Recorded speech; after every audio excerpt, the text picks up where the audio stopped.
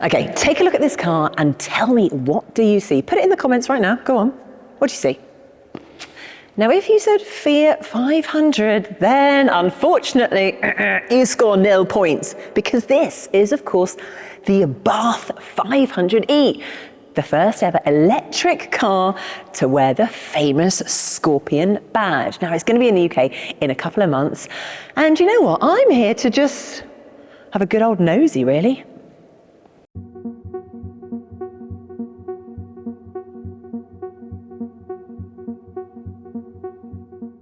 All right, so for those of you who might not have a forensic knowledge of Italian sporting sub-brands, let me explain a little bit more about Abarth, or Abarth, if you want to pronounce it like the Italians do. Apologies to all Italians out there. So Abarth designed and built all the Fiat Group's rally and racing cars back in the day.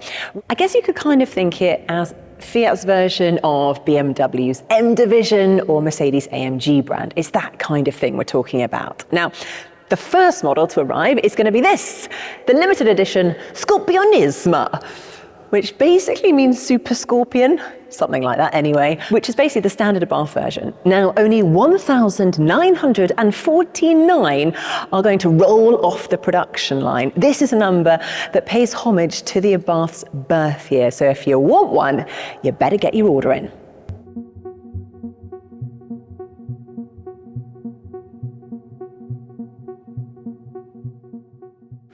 Now, this isn't the first Abarth badged modern era car. There's actually been a petrol one around since 2008. And it is quite the hoot to drive. Would highly recommend it. However, this is the first all-electric Abarth wearing the Scorpion badge. Now, it's available on a hatchback and in a cabrio body style, just like the Fiat 500e. However, just take a look at it. I mean, it has a much chunkier style, bit of a grumpy look to it. At the front, you've got this really deep bumper. I love this honeycomb design here.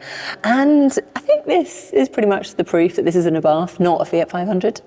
You also get these new 18-inch diamond cut alloy wheels and titanium grey door mirrors. And best of all, you get 2 new psychedelic colour options, poison blue or this rather wonderful acid green.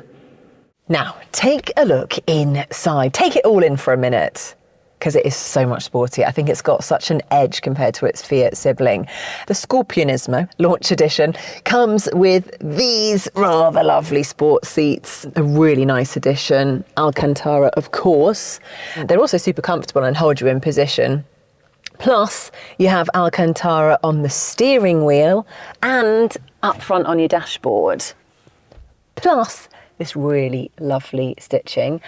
And dare I say it, the stitching really reminds me of my Saint Laurent handbag, which I think is a good thing. You might disagree, and I do appreciate that as a French designer, Italian and French coming together. But anyway, that's what it reminds me of, and I think it just gives it that feeling of luxury, really well thought through design in here.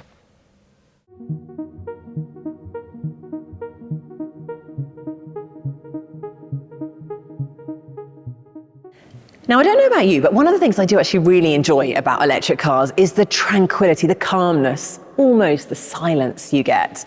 But according to Fiat, that is not the case with the Abarth buyers. Can't imagine why. Instead, they love a bit of pop, a bit of crackle, no snap. But ultimately, they want the same with an electric version. So to keep them happy, the Abarth 500 comes with a special sound generator. Now, unlike most cars that have sound generators, they play noise into the cabin. Instead, under here, there's some kind of sound generator that projects sound outside the car. Now, to some, that might be quite clever. Cue the sound.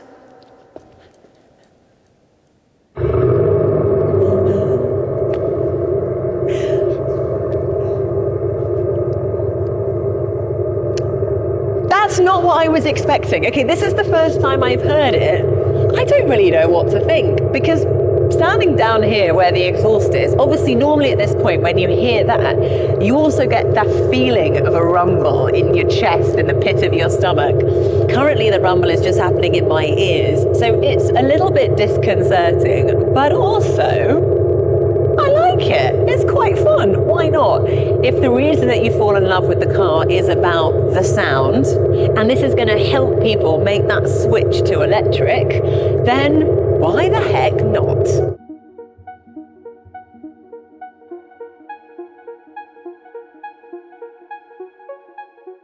So, is this electric version faster than the petrol-powered Abarth 500? An important question.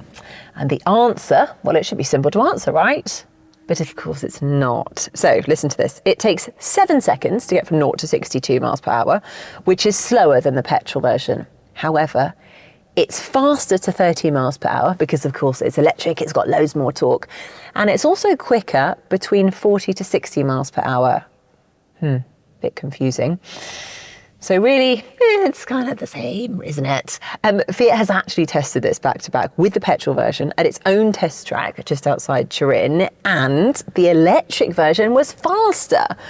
Now, obviously, I can't actually verify any of that today because I don't have the keys to this car. Well, I do, but I'm not actually allowed to just drive off the set of the studio. They'd probably try and arrest me. But very soon we will be doing a proper test drive, and that is when I can verify it for you.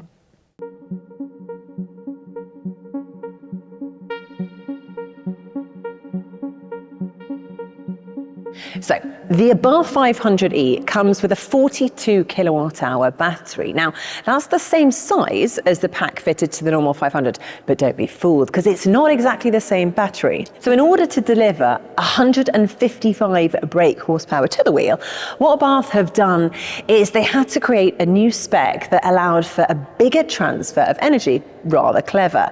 Now, in terms of range, well, it's a bit lower than what the Fiat 500 has at 190. This is actually sitting at 155 miles of range. So actually, 199 is what you're getting for the Fiat 500. So it's a little bit lower than what we would expect, but it all depends on how you drive it, of course. Now, it comes with 3 driving modes, as you probably would expect. There's Turismo, Scorpion Street, and Scorpion Track. Now, Turismo actually reduces the motor power output to 134 brake horsepower to improve your efficiency, while Scorpion Street mode gives you full performance, but also maximizing regen braking. So a bit of an efficient drive. But if you want the full Abarth experience, then you can choose Scorpion Track. We're talking full power, no regen, hell for leather. So, there we have it, the Abarth 500e. We will get to be driving it in a couple of months' time when deliveries start. We can't wait. But the all-important question, how much is it going to cost? Well, it's £38,695, which is a little bit more than we were thinking, given the Fiat version is just over £30,000. That's quite a big increase, but come on, you get your very own sound generator. What's not to love about that? Anyway, we will be finding out whether it really is worth the extra value very soon. Thank you so much for watching, and in the meantime, do subscribe to the channel and put those notifications on.